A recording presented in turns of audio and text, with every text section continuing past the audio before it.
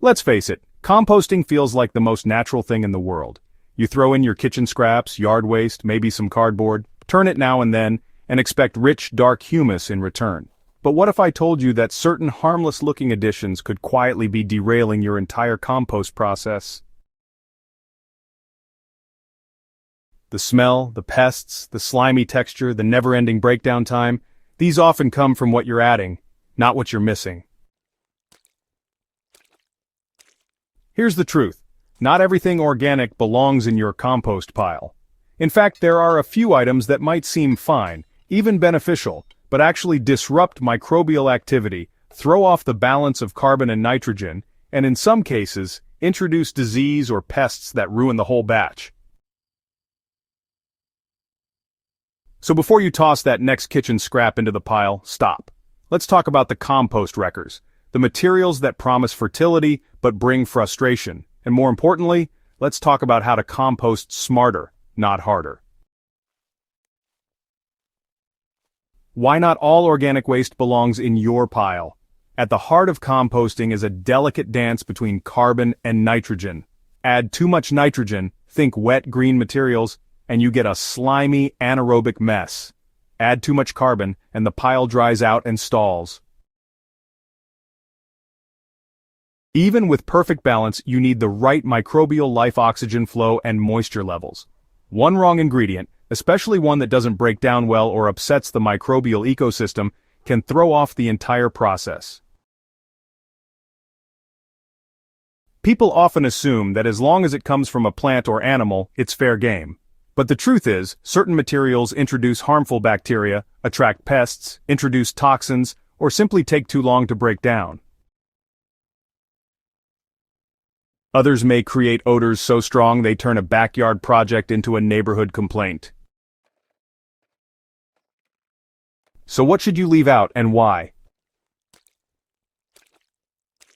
The big offenders that ruin compost quality. Let's begin with meat, bones, and dairy. These are rich in nutrients, yes, but they're also rich in fat, protein, and moisture, which rot quickly, attract rodents, and produce putrid smells.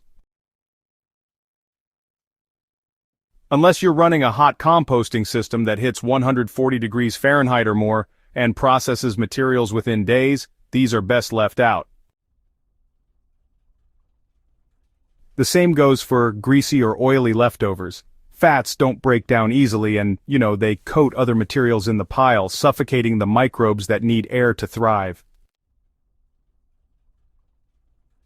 Another common misstep? Composting cooked food scraps. Many gardeners think the leftover rice, pasta, or sautéed veggies are fine because they started as plants. But once they've been cooked, especially with oils, butter, or salt, they behave differently. Cooked grains and starchy leftovers clump and compact, creating dense zones that turn anaerobic fast. They also invite unwanted pests like flies, rats, and raccoons. What about bread and pastries? In small amounts, they might not cause trouble, but add more than a handful and you're asking for mold blooms, rodent traffic, and even a compost pile that turns sour. These high-carb materials feed the wrong type of microbial growth if not balanced precisely.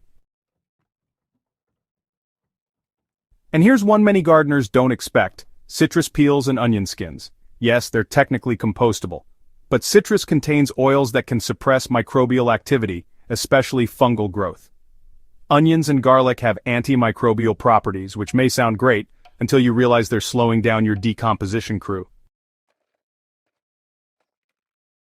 In small amounts they're okay, but don't overload your pile with these kitchen scraps if you want a speedy breakdown. Disease plants and treated wood. These are real compost caution zones. It's honestly tempting to toss diseased plant debris into the compost after a cleanup, but this is actually one of the quickest ways to infect your garden next season. Most home compost piles just don't reach high enough temperatures or stay hot long enough to actually kill pathogens, especially those responsible for things like blights, mildews, and wilts. Even if the plant seems to decompose, those disease spores can totally survive. And spread when you go to apply that compost to your healthy plants. The same goes for wood or sawdust from treated lumber.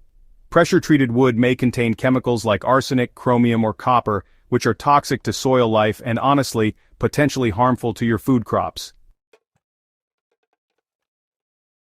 Always make sure any woody materials you add are untreated and natural. Shiny paper and glossy cardboard, not all browns are equal. We often hear about using browns like cardboard, newspaper, or shredded paper to balance the greens in a compost pile. And that's great advice, so long as you avoid the wrong kinds of paper. Glossy magazines, coated takeout containers, and printed cardboard with heavy ink or plastic coatings can introduce synthetic chemicals into your soil. Even some egg cartons or coffee cups that look compostable have hidden plastic linings that don't break down.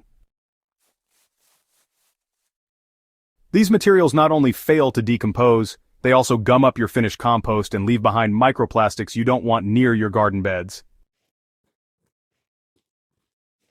Pet waste and cat litter, the invisible danger. While animal manures are, a classic composting ingredient, not all manures are safe. Pet waste, especially from cats and dogs, can actually contain harmful bacteria and parasites like E. coli and toxoplasmosis. Unlike herbivores like rabbits or goats, carnivorous pets pass pathogens that, require very high composting temperatures to neutralize. And while some natural-looking cat litters claim to be biodegradable, they often contain perfumes, clumping agents, or clay that honestly disrupts the texture and microbial balance of your compost. If you're composting for food gardens, it's really important to keep pet waste far away. Better alternatives. What to add instead? The good news is, there's no shortage of safe, nutrient-rich materials you can feed your compost. Stick with fruit and vegetable scraps. Just avoid large volumes of citrus, eggshells, coffee grounds, tea leaves, garden trimmings, plain cardboard, shredded leaves, straw, and aged manure from herbivores. Even weeds are fair game, as long as they haven't gone to seed. Chop them before adding to speed up decomposition. The goal is to build a pile that breathes, feeds, and transforms in weeks or months, not years. Final thoughts. Compost is a living system. Feed it wisely. Your compost pile isn't a trash can, it's a biological engine. Everything you toss into it will either support or sabotage the microbial life inside. What feels like a small mistake, like adding oily leftovers or disease-ridden leaves, can spiral into weeks of stunted decomposition, or a pile that simply stops working.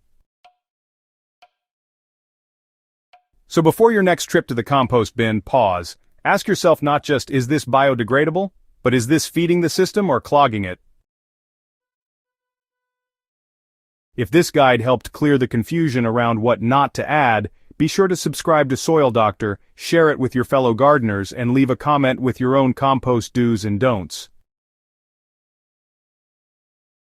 Composting is one of the most powerful tools in the gardener's arsenal, but only if we protect what makes it work. Let's build smarter, richer piles, one handful at a time.